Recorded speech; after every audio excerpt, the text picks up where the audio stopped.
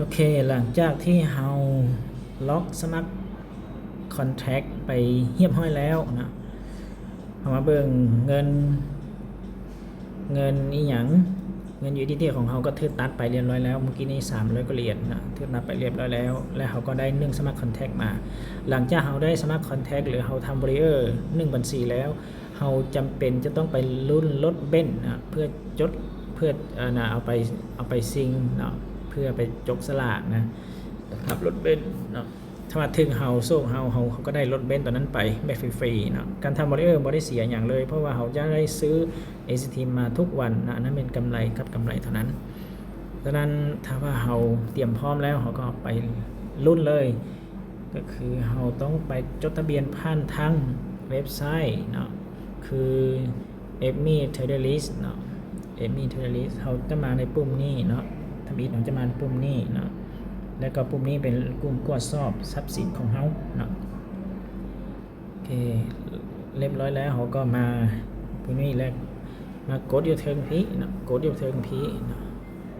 กดอยู่เทิงพีมันจะออกมาแบบนี้เนาะมันจะออกมาแบบนี้เนาะกดอยู่นี่เนี่ยกดอยู่บนนี้แหละบนกระแจนี่แหละเนาะบนนี้แหละกดปั๊บอยู่นี่เนี่ยแล้วมันจะออกมาเนาะแต่ว่าเขาต้องเลือกกระเป๋าของเฮาเนาะว่าเขาจะเอากระเป๋าตัวใดเนาะไปเพื่อไปรุ่นนะเขาต้องเอากระเป๋าที่5เนาะแต่นี่เป็นกระเป๋าที่5กระเป๋าของเขามีหลายกระเป๋าแต่ว่าเขาต้องเอากระเป๋าที่เขาทำบริเออร์เท่านั้นนะเพื่อไปจดทะเบียนรุ่นเอารถเบนซ์เนาะมีรถเบนซ์แล้วก็มีรางวัลหลายรางวัลเนาะโอเคเขาจะมานี่มากดอยู่นี่นะแล้วก็เลือกเอาเนาะคำว่าหรือเขาพิมพ์ไปเลยเนาะ Trader List เนาะหรือว่า acme traderlist.com ก็ได้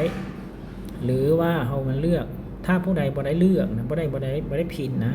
มันจะบ่ออกมาเนาะเขาต้องได้พยายามพิมพ์เนาะ acme traderlist ตัวนี้ก็ได้หรือมาเลือกเลยตัวนี้ก็ได้เขาพิมพ์นะพิมพ์ตามนี้เด้อและเลือกตัวนี้เลยเนาะแล้วก็ถ้าเขามีแล้วเขาก็ติ๊กใส่มันจะลงทะเบียนนะมันจะไปลิงก์ไปใส่เว็บไซต์ของการที่เฮ็ดกิจกรรมนะเมื่อเราไปใส่เว็บไซต์แล้วเราต้องไปเข้าระบบเราต้องไปสมัครสมัครในเว็บไซต์ให้เป็นสมาชิกเนาะในเว็บไซต์ก่อนเนาะขั้นตอนการสมัครสมาชิกนี้ก็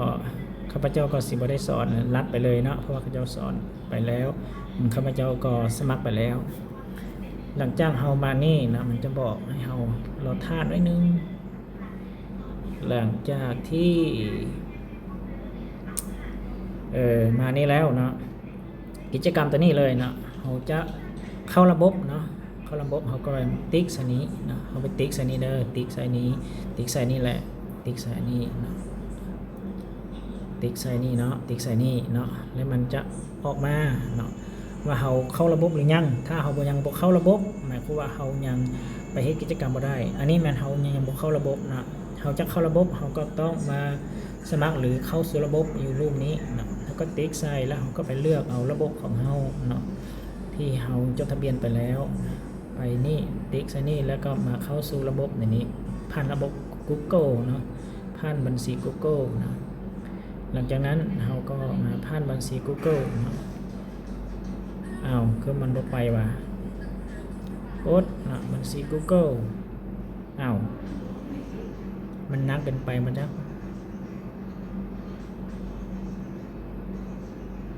มันบ่ไปเนาะ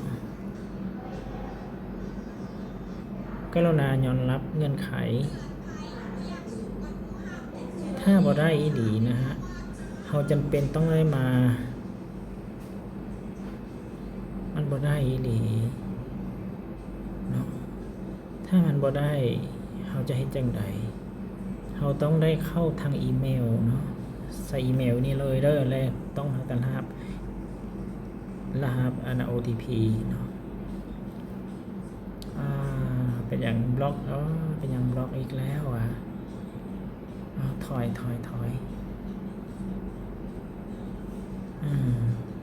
บ่ได้แล้วนะ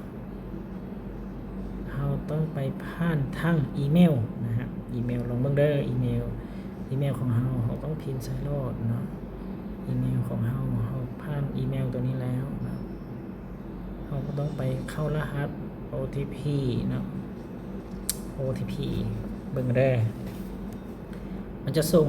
รหัสไปใส่อีเมลแล้วนะถ้าอีเมลเขาก็ต้องเข้าไปในอีเมลของเราเนาะ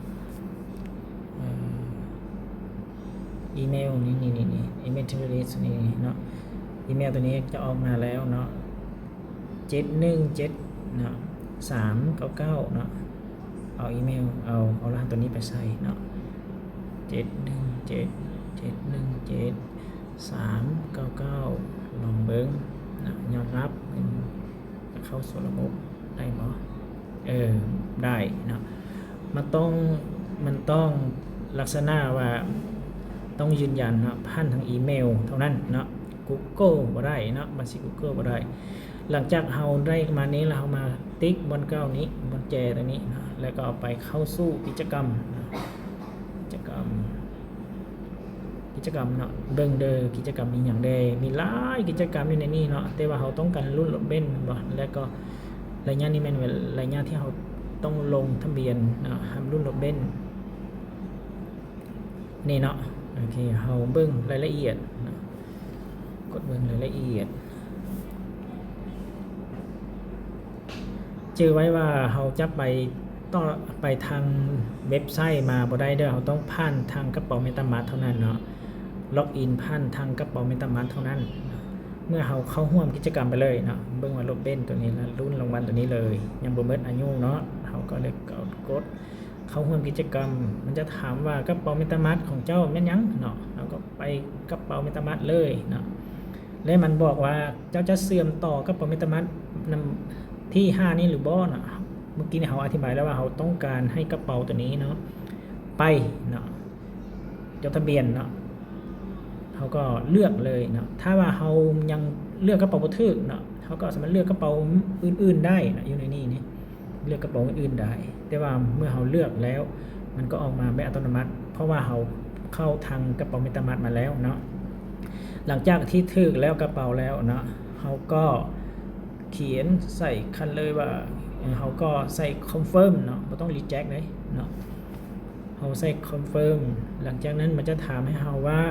ประวัติลงทะเบียนเนาะลงทะเบียนสำเร็จเมื่อเรากด confirm แล้วมันจะลิงก์เข้าไปใส่กระเป๋าเมตามาร์ทของเราอัตโนมัติเนาะ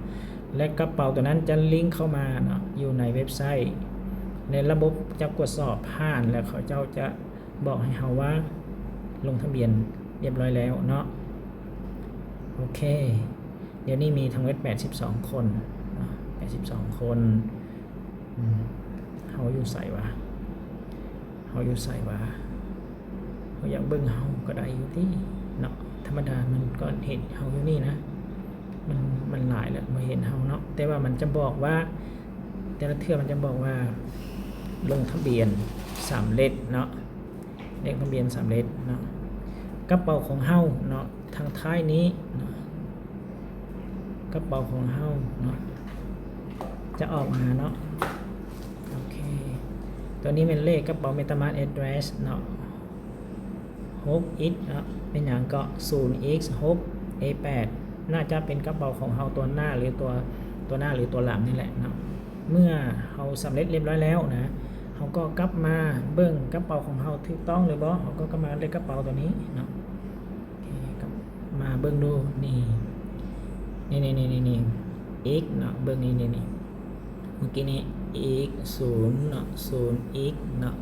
6a8 7นี่นะอันนี้เป็นทางหน้านะทางหลังนี่มันจะ252เนาะมันจะโซออกมาเฮาอยากไปเบิ่งอีกก็ได้เนาะนี่สำเร็จแล้วมันบอกว่าลงทะเบียนสำเร็จนะถ้าอย่างนี้เนี่ยเฮาจะมีชื่ออยู่ในนี้และรุ่นนำพวกนี้ได้แล้ว